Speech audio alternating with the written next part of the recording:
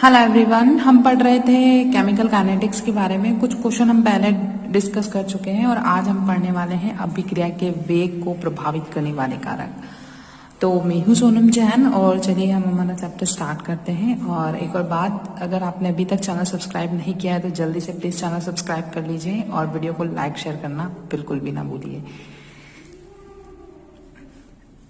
अभिक्रिया के वेग को प्रभावित करने वाले कारक हमने पहले पढ़ लिया था। अभिक्रिया क्या होती है उसको अगर हम देखेंगे कि भाई अभिक्रिया को कौन कौन से कारक है जो उसको प्रभावित करते हैं, तो सबसे पहला कारक आता है आपका ताप का प्रभाव। ठीक है, जिसको अपन ताप गुणांक भी बोलते हैं। और एक क्वेश्चन और भी बनता है आप लोगों का कि ताप गुणांक किसे कहते हैं या ताप गुणांक क्या होता है या अभिक्रिया पर ताप गुणांक का प्रभाव बताइए। इस टाइप से एक छोटा सा क्वेश्चन और बनता है, तो ये 2 क्वेश्चन हो जाएंगे।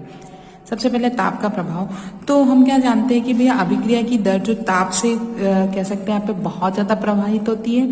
ताप बढ़ने से अभिकारक के अणुओं की कह सकते हैं यहाँ पे जो गतिज ऊर्जा होती है, जैसे जैसे कोई भी अभिक्रिया बढ़ रही है ना। जैसे मान लो मेरे पास में ये क्या है आपकी एक A+B अभिक्रिया जो क्या करती है C+D, यानी कि हमारे पास में ये रिएक्टेंट है और क्या बनाती है, ये प्रोडक्ट बनाती है।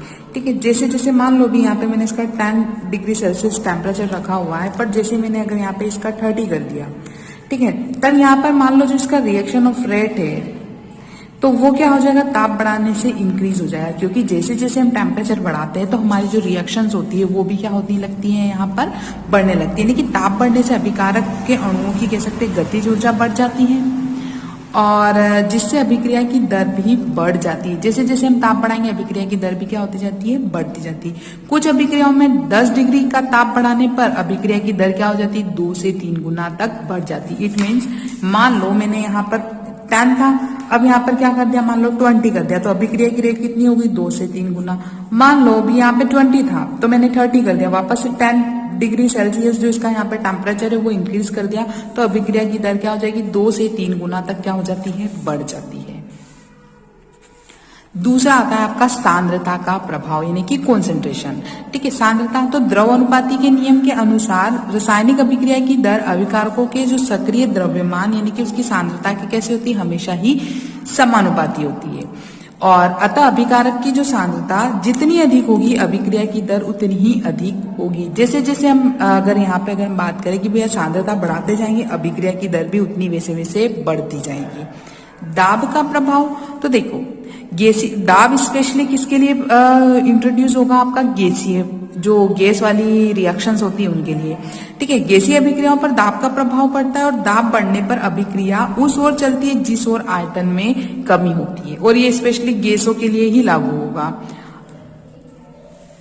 नेक्स्ट आता है आपका अभिकारक की प्रकृति। ठीक है, अभिकारक की प्रकृति की अगर आप बात करोगे तो अभिकारक की प्रकृति क्या होती है कि कोई भी आपकी रासायनिक अभिक्रियाओं में है ना, पुराने बंध टूटते हैं, हम स्टार्टिंग से जानते हैं। ठीक, तथा नए बंध बनते हैं हमेशा ही कोई भी अभिक्रिया हो, है ना। जैसे भी हमने अभी एग्जाम्पल लिया था यहाँ पर A+B = C+B, तो भाई ये पुराने यानी कि रिएक्टेंट के जो मॉलिक्यूल्स होंगे वो क्या करते हैं, टूटते हैं, धीरे धीरे धीरे ब्रेक होते हैं, उन नए अणुओं का निर्माण होता है C+D। भाई ये ब्रेक हो रहे हैं और नए बन रहे हैं, है ना। तब ऐसी स्थिति में क्या होगा कि भैया जब नए बंध बनेंगे तो अभिकारक का अणु जितना सरल होगा अभिक्रिया की दर उतनी ही अधिक होगी। भाई अभिकारक अणु भाई जितनी आसानी से क्रिया होती जाएगी, जितनी आसानी से जटिल अणु टूटते जाएंगे, ठीक, और अभिक्रिया की दर उतनी अधिक होगी। और अभिकारक अणु जटिल होने पर अभिक्रिया की दर कैसी हो जाएगी, यहाँ पर कम। ठीक, इसको एक अच्छे अन्य उदाहरण से समझते हैं हम यहाँ पे, जैसे कि नाइट्रिक ऑक्साइड ले लेते हैं। ठीक है, नाइट्रिक ऑक्साइड्स में क्या होता है कि नाइट्रिक ऑक्साइड यानी कि आपका NO के ऑक्सीकरण की दर तथा मीथेन CH4 के ऑक्सीकरण की दर अधिक होती है ना। इन दोनों में दोनों का ऑक्सीकरण कराते हैं। देखो यहाँ पर अपन ने क्या ले लिया, ये आपका 2NO।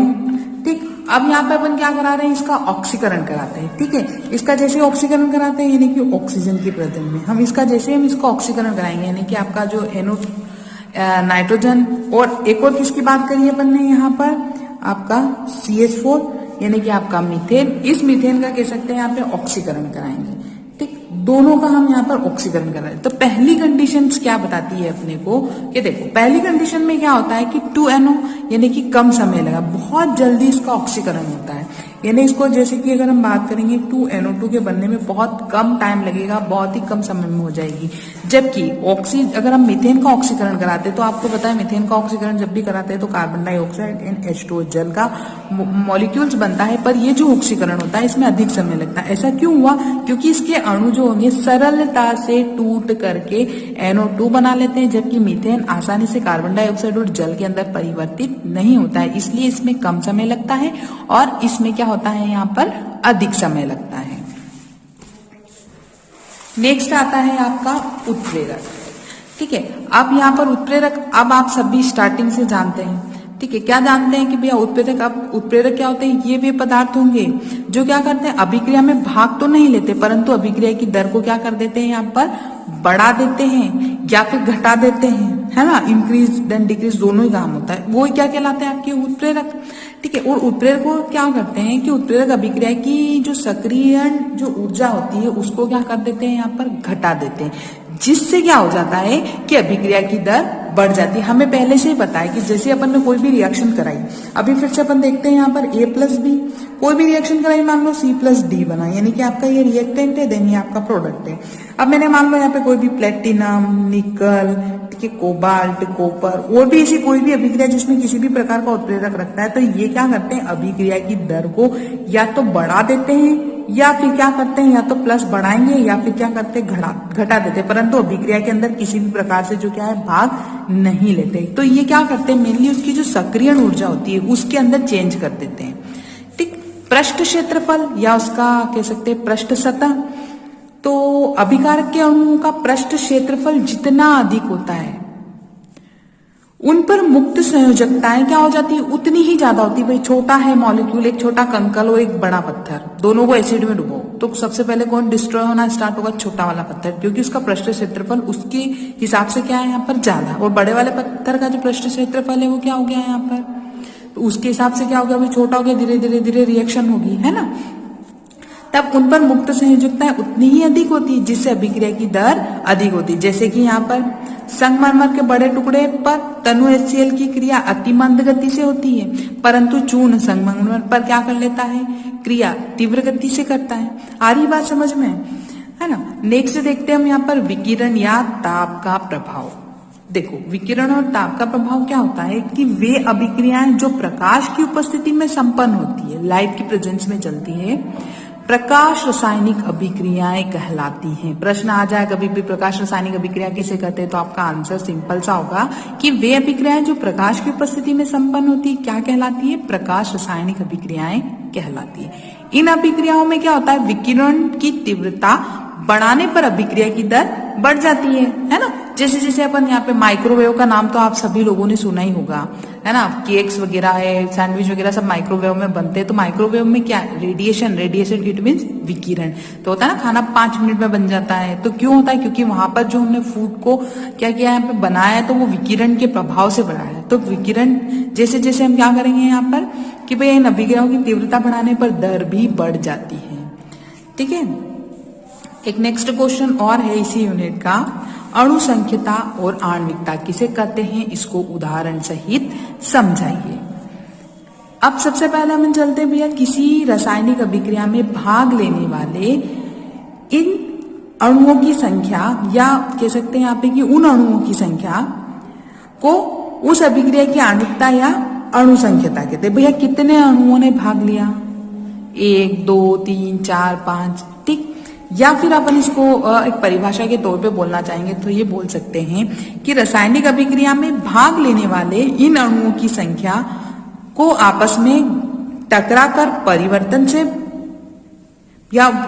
परिवर्तन करते हैं, उस अभिक्रिया की आणविकता या अणु संख्यता कहलाती है, और इसे अपन क्या करते हैं यहाँ पर एम से व्यक्त करते हैं। और आणविकता को अपन चलते हैं यहाँ पे, अब देखो कैसे रिप्रेजेंट करेंगे यहाँ पर आणविकता को।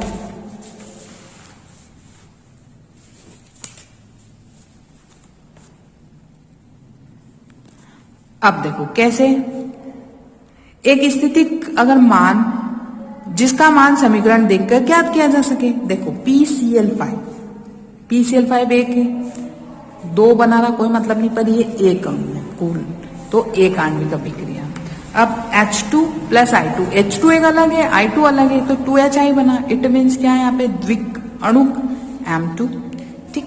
N2 plus O2 2NO, sorry N2 बोल दिया, 2NO प्लस O2, ये दो और एक कितना हो गया 3, तो क्या बना 2NO2, 3 आणविक, M की वैल्यू 3, ठीक है। N2 प्लस 3H2, यानी 2 N, 3 ये 3 2 5, सॉरी ये नाइट्रोजन 1 और 3 ये कितने हो गए यहाँ पे 4, 2NH3, तो क्या हो गया यहाँ पे चतुर्थ आणविक। यानी हम बोल सकते हैं यहाँ पे कि भैया जो अगर हम बात करें आणविकता की, तो किसी भी रासायनिक अभिक्रियाओं में भाग लेने वाले अणुओं की कुल संख्या क्या कहलाती है, उसकी आणविकता कहलाती है। कितनी संख्या मान लो इसमें 1 2 3 4, जितनी संख्या में अणु भाग लेंगे उतनी ही यहाँ पर उसी अभिक्रिया को उतने आणविक, जैसे एक आणविक, द्विआण्विक, त्रिआण्विक, चतुर्थाण्विक। तो अगर पूछ रहे त्रिआण्विक अणु अभिक्रिया किसको बोलते हैं, तो आपका आंसर क्या होगा कि किसी भी रासायनिक अभिक्रिया में भाग लेने वाले कितने अणु यहाँ पर, अणुओं की कुल संख्या कितनी है 3 है, इसलिए इसे त्रिअणु अभिक्रिया कहेंगे। जैसे उदाहरण 2NO plus O2 equals to क्या बना 2NO2, कॉल्ड इज त्रिआण्विक या त्रिअणुक अभिक्रिया। राइट, नेक्स्ट जो हमारा वीडियो होगा उसमें हम पढ़ेंगे अभिक्रिया की कोटि किसे कहते हैं और इसको समझाइए। And thank you guys, video अच्छा लगे तो लाइक करना बिल्कुल भी ना